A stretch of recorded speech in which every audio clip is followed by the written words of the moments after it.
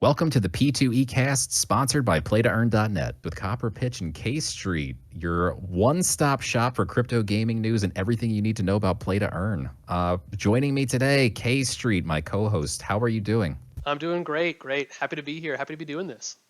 Yeah, this is exciting. So this is our first episode of the podcast. So we're going to kind of break down to you guys what we're going to be doing. Every single week, we'll be bringing you new episodes, talk about all the hottest games, all the new news, any content that we're enjoying, and what we're playing, what we're doing.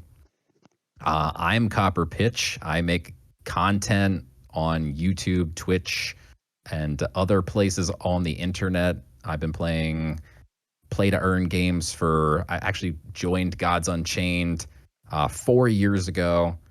And so I've been playing play to earn stuff since 2018 when I bought a bunch of NFTs for a game that didn't exist yet. What about you, K Street? When did you start? What's your story? What's your origin story? I'm K Street, and I consume all of CopperPitch's content online.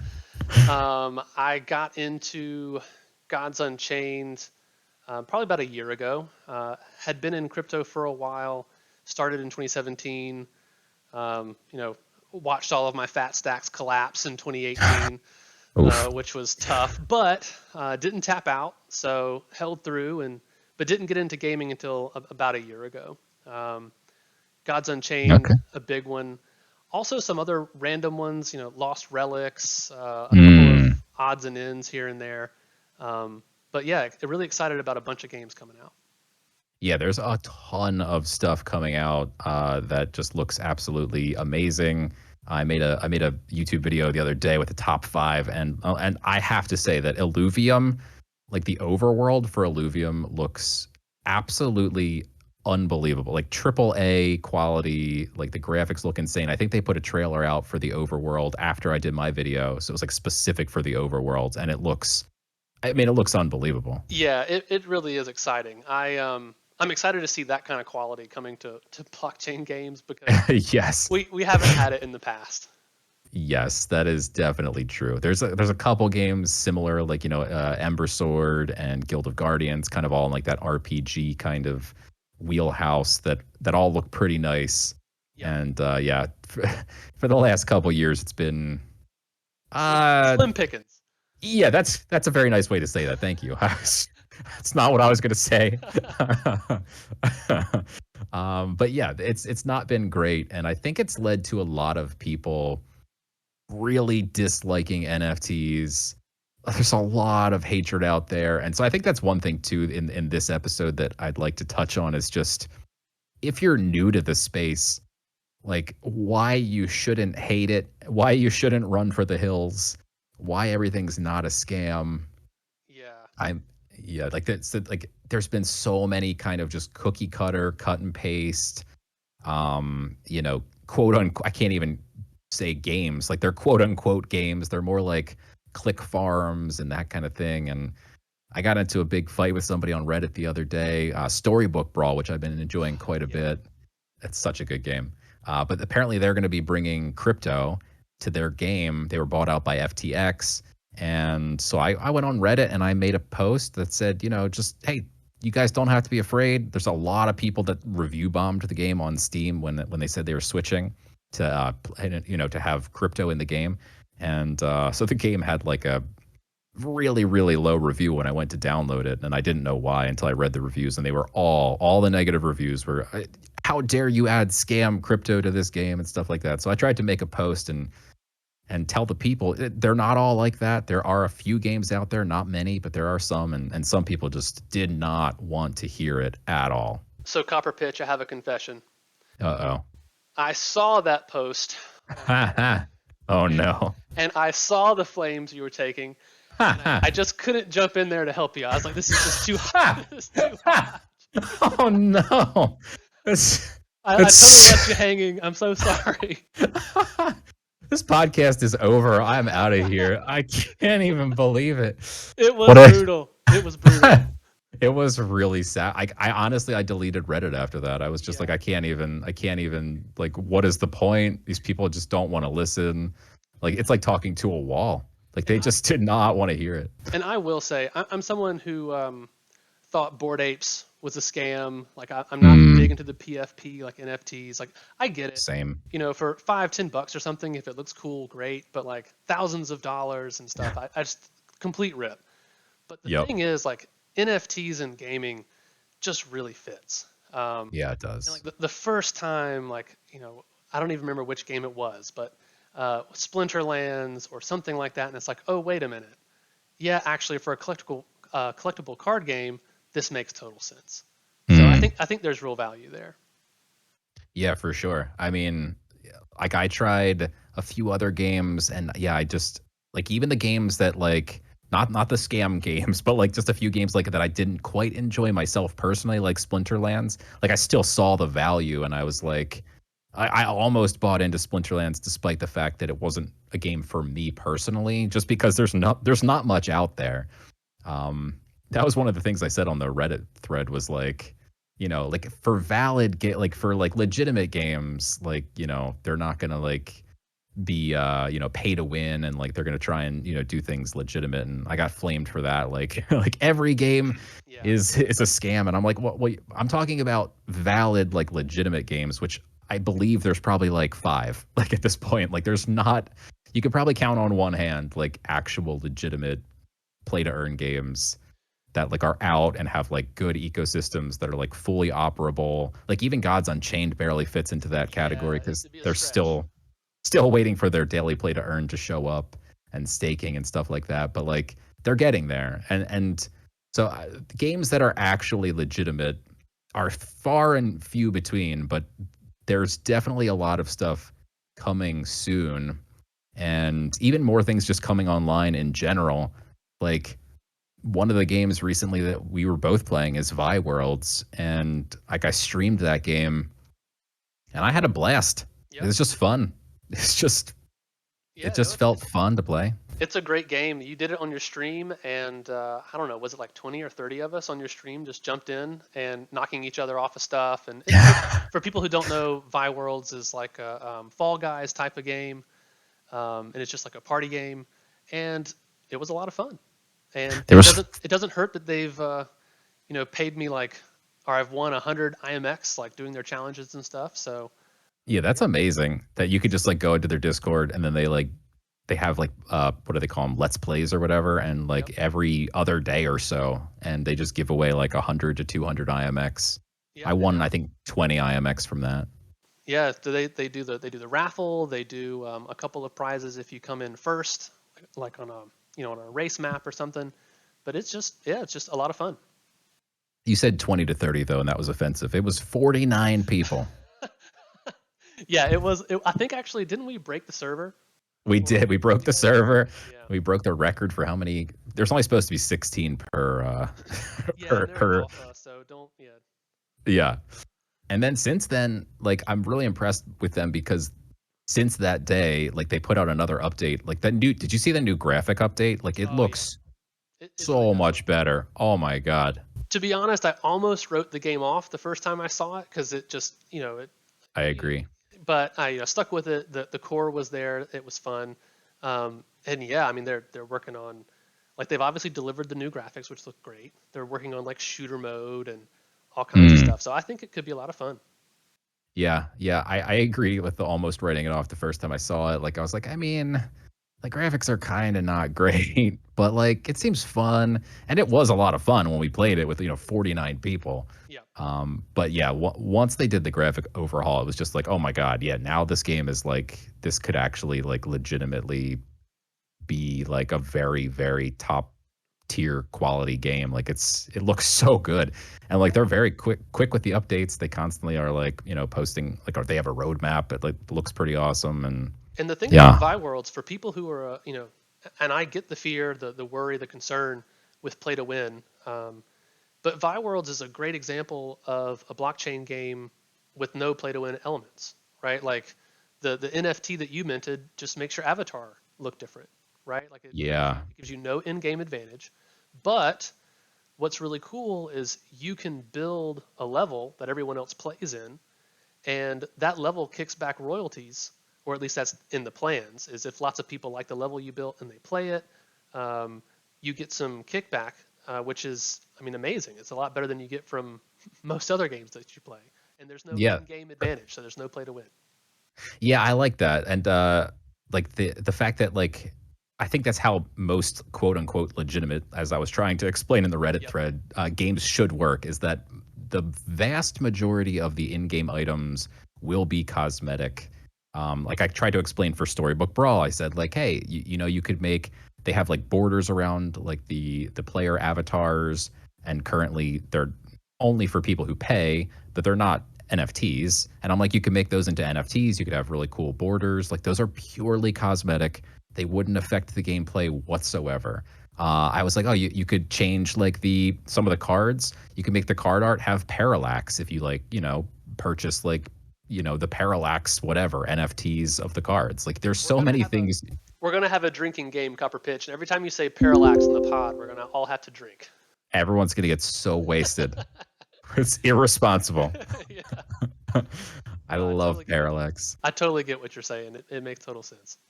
Yeah, and it's like if we could just have more games with cosmetic, like if you look at like Fall Guys was one. They have in-game skins you can buy for like I think $10 to $20. Like Fortnite has, you know, skins you can buy for $20. There's Yeah. just so many games. It's just I was that's gonna all it say, is. you and I are probably both too old to have like been in the Fortnite in its heyday. I mean, maybe you caught it, but Oh, I did. oh, good, good, but Season 3 was when I first started. I've got nice, the umbrella to prove it. excellent. But like for me as an old fuddy duddy man, looking back at the kids dropping all that money for Ugh. just skins and stuff, it's wild to me. So yeah, I mean, Yeah. but people will do it. Yeah, oh, they did. I mean, like I played and there was some people that I played with, like I met some friends through there and like so we'd party up like all the time and one of them would buy every single skin that came out and he like wouldn't even consider how much money he was spending on the game. It was just like, yeah, it was $10, so what? And I'm like, but you do this every single week. And then finally like one day, I don't know if I forget why. I don't know if his wife yelled at him or something or it might have been his mom. I don't remember how old this guy was that I was playing with, but someone yelled at him, I think, for spending too much money. And he went through and looked through his collection and realized he had spent like over like $1,300. And I Oh was my like, oh god. my God, dude, that is so painful. And I refused. I never spent a single penny on the game ever, not even once. Like you can earn some like coins just from some V-Bucks just from playing, and I earned Sure. enough to get the battle pass. And once I had the battle pass, with the battle pass you can earn enough to buy the next battle pass as long as you play the whole time. So for like a year or two, however long I played Fortnite for, I never spent a single penny, and I only earned what I earned through the game and played it completely free to play. And it's honestly because if they weren't NFTs. Like if they were, then I probably would have purchased a bunch because I would have owned them. And And now I don't play Fortnite, so I could have dumped them all. I would have been like, all right, I'm not playing the game anymore. I'm just gonna sell these. I was just gonna say the great news is for your 9-year-old friend that you made. He could sell back all of his skins if it was a crypto game. That is so true, and that is the biggest point that I don't understand how people don't seem to grasp that concept of like I mean I must have posted it 10 times in that Reddit thread like what is the big point? Why would we want to have NFTs? And I'm like because you then own the NFTs and when you're done you can sell them. Like Storybook Brawl, which I love, they sell a $200 or something like or it's $100+ for like this gem package where you get like again there's no NFTs yet, so like everything you're buying is just like the old school in-app purchase gems, and you unlock a border that you can't sell. It's just dead as soon as you buy it. It's stuck in your account and that's it. Like game over. You've spent $200 and now you have, I mean, once you're done with the game, nothing to show for it. Who in their right mind would not jump at the opportunity to say, "Oh, yeah, like I could like the only difference is it's the same, but I could sell this when I'm done with it." Like, Yep. yes.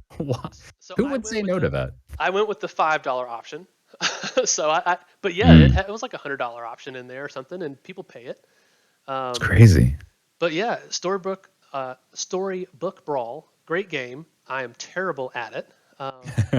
But yeah, I'm really excited to see how they work it in there because all right, I paid $5 to support the devs. People do that. I have done that for a long time, like throwing a little bit of money at people.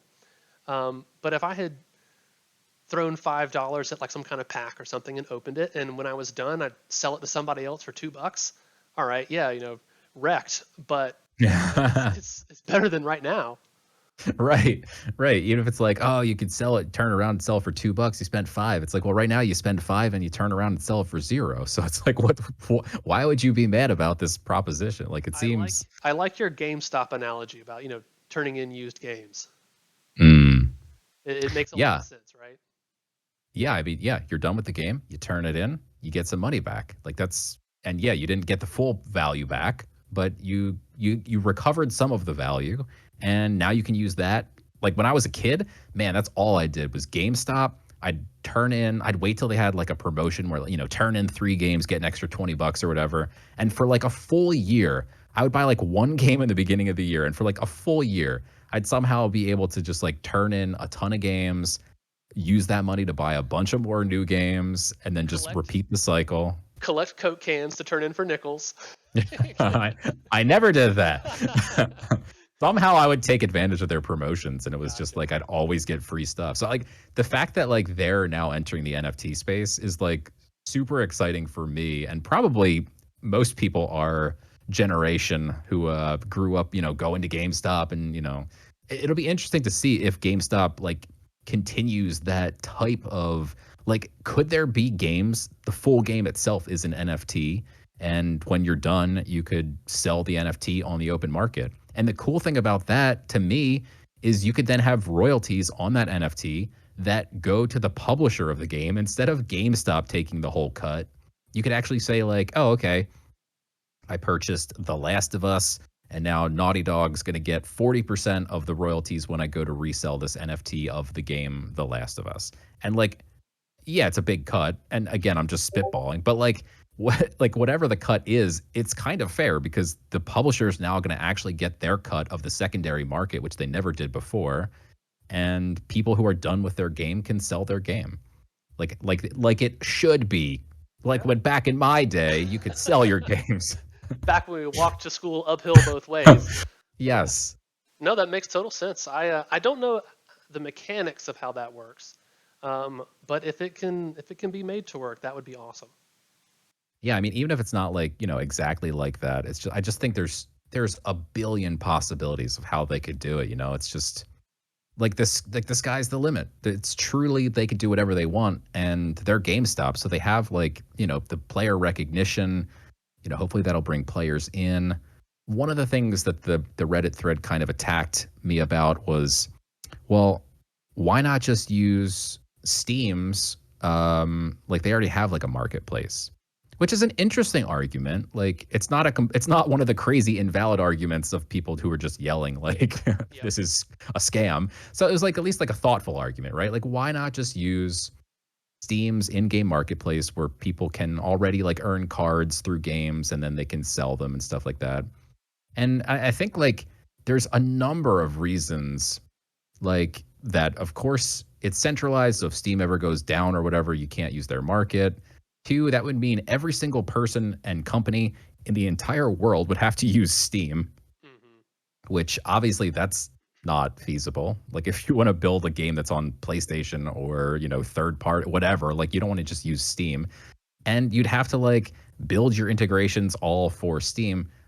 Or if you want to build your own store, because that was another thing, was like, why not just have your own in-game database, like, and then just have everything centralized within your company, which is also valid, right? You can buy and sell Magic the Gathering online. They have tickets and stuff, and it's basically like the dawn of NFTs where you can purchase the stuff and sell the stuff. Kind of like NFTs, except it's all in their centralized database, and tickets are kind of like their token. But the big thing is that if you went that way, every single company would have to build their own databases, platforms, marketplaces, storefront. Like they'd have to do all of the work, every single company. Whereas if you just use something that exists like IMX, they could just integrate with that Yep. and they literally wouldn't have to build a database. They wouldn't have to manage the database. They wouldn't have to maintain the security on that database. They wouldn't have to worry about payment methods for that database. It Like makes there's sense. just yeah, there's so many reasons I think why and beyond the obvious reasons that a lot of people in the crypto world would, be remiss if I didn't mention things like, well, it's more decentralized. Yeah, I was Yeah, actually there's going to come in with that because my background is crypto, it's Ethereum, it's Bitcoin, it's that kind of thing. And like if I'm looking to create like a world reserve currency, I need maximum decentralization. If I'm looking to play a video game, I don't, right? Because right, right. like with Gods Unchained, okay, these NFTs that you and I buy, um, they may not be worthless if if Gods Unchained rolled up shop, but they'd be pretty close to worthless, right? Right, So right. it's not like we need this to be fully decentralized. It's more of a new way of interacting with developers and revenue sharing and things like that. So in this space, I am okay with a little less decentralization, mainly because I'm not investing my retirement or anything in here. I don't have like the 20-year plan like I do for Bitcoin. So I'm okay with a little less security as long as I get these benefits of playing fun games and revenue sharing and you know all the things that we just talked about. Yeah, that's a good point. I mean, yeah, I don't think it needs the full on, weight of the decentralization world to be like, Yeah. this is the only way video games can possibly work. But yeah, it's definitely I still think it's valid to say like, well, yeah, no, if Steam, if you put it on Steam and Steam goes down, you can't buy anything. If you put it on, whatever centralized platform, if they go down, just for Solana. like a day or whatever, yes, Solana. Oh, that's that's something different. But yeah, if PayPal goes down for a day or whatever, or if they decide to block your transactions, that's another big thing in the decentralized world is it's still a valid argument. I don't think it comes into play as much, but something like Gods Unchained, where they had that, well, Magic the Gathering had the whole Pyong, or what was it, Blitzchung? Believe it was Blitzchung, where, some player spoke out and said, free Taiwan or whatever, and Uh-huh. they basically banned him for. I was from Hearthstone. Sorry, Yeah, I I was gonna think I say said Magic, but that was a Hearthstone. Blizzard thing. Yep. Yeah, yeah, yeah, yep. And so like they banned him from their game, and like imagine how much money he had spent on cards that he can't transfer out of his quote unquote wallet. He didn't have a wallet. It was Yeah. Hearthstone, so like he just lost everything.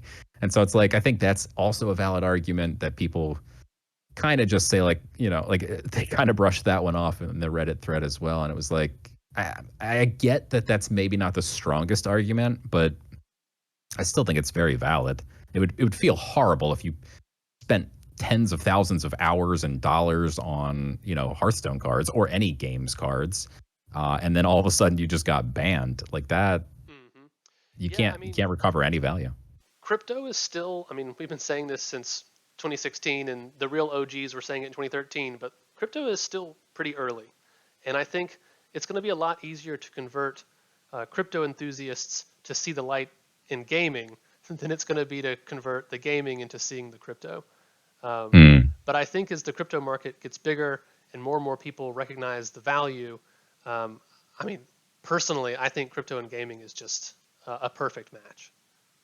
Yeah, the utility I think is what people don't get, and it was like trying to explain to these people was like, look, there's the difference between like a profile pic and a game NFT is one that actually has utility. And some profile pics, to be fair, do have, some utility. But for the vast majority of like 99%, they don't. They're just cool pictures. And some of the art is great and whatever. And some of the art is just crap. But like the difference between, what you could, if you want to argue a profile pic thing is a Ponzi, which I really wouldn't argue it exactly as a Ponzi, but I could see why some people would think that. Yeah, Um, but like the difference is there's utility, and I think the utility thing, we need one killer app to really drive that point home.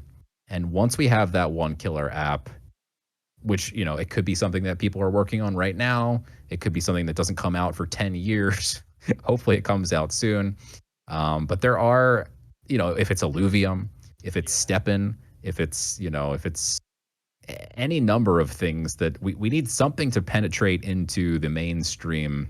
And once they, utilize it themselves, I think they'll finally understand. Yep.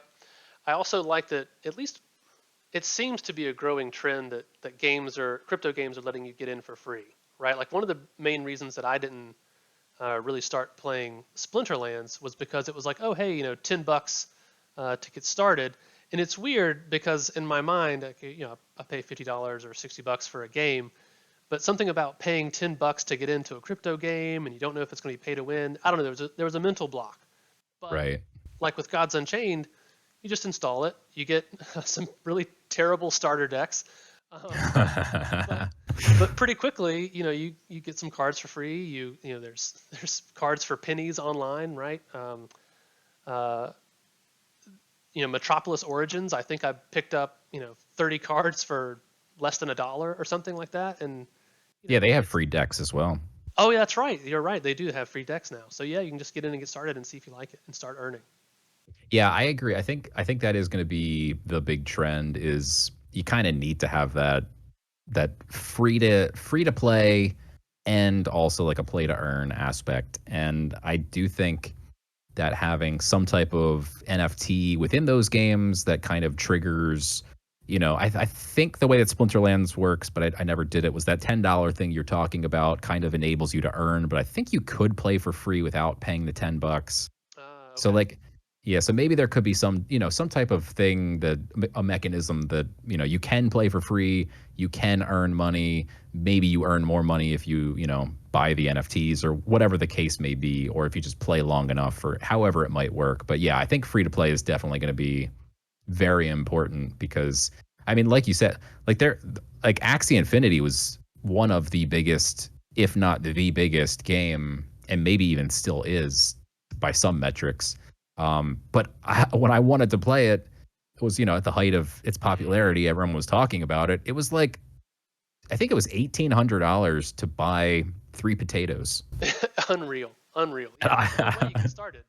yeah, I was like, there's just literally no chance that I'm going to do this. And then someone offered me a scholarship, and they were like, yeah, you get 50%, and I'm like, don't you know who I am? I'm Copper. I mean, we're talking minimum 60-40 here, buddy. Yeah.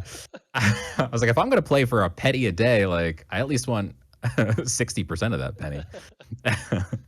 So And I see just now, never did it. that's true. I mean, you and I are so active on Hive now that we've actually got the Hive. I could go back and get that book or whatever and give it a shot. And now Mm. that I'm sure Splinterland has crashed like everything else, we could probably buy something. But um, anyway, Yeah, I know everything is kind of crashing, and it's a tough time to be starting a play to earn podcast. I'll tell there you you that go. much. There you go. Yep, it is.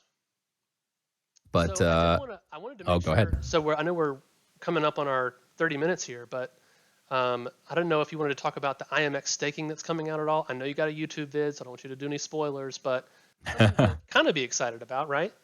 Yeah, so IMX is finally, after years of, well, maybe not years, that's not fair, but at least a year of teasing us with the staking.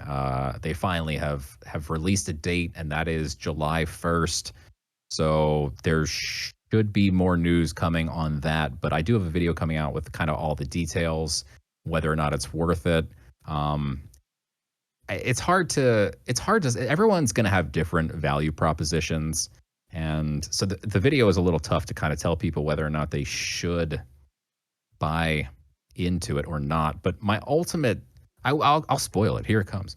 The ultimate conclusion is I believe everyone, and this is not financial advice, is everyone in the entire world, but it's not financial advice. But I think everyone should put 10 IMX tokens in their staking wallet for There you go. eternity. There you go. That's what I think. And And you I'll can. I'll give you some financial advice. Oh no! Don't do that. We're gonna get sued. So what you should do is go play ViWorlds, win some for free, and keep that in your staking wallet. There you go. That's actually smart. And also, ViWorlds has an event going on right now where if you just play a game, I think you still have like another week or two. I'm not sure when it ends, But if you just play a single game after connecting your IMX wallet, you get a free NFT sticker. And they might not be worth much, but you could probably sell it for like $1 or who knows, maybe nothing if everyone does this. But I did it just so I get a free NFT And you never on know, like IMX. holding an NFT, people airdrops happen all the time. So I mean, Very true. it costs you nothing to get on, play a game, connect your wallet. So yeah, definitely. Very true. Very true. But yeah, so that's gonna do it for this episode of the P2E-Cast, which is sponsored by PlayToEarn.net. So big shouts to PlayToEarn.net. Make sure you guys check them out. They have all kinds of cool metrics on their website where you can check out all of the games. You can filter them by type of game, by genre, by what blockchain they're on, by what device they come on. You can actually see the social networks, kind of a chart of like who's talking about what game right now. It's a very cool website, and they sponsor this episode. So big shouts to them. Make sure you check out playtoearn.net. And K Street, until next week, we don't have a closing tagline. What's the closing tagline? Oh man, we're gonna have to go. We're gonna have to go back to the lab and figure this one out. That's the tagline. All right, guys, until next week, we're going to go back to the lab and figure this one out. We'll see you guys next week. Bye, guys.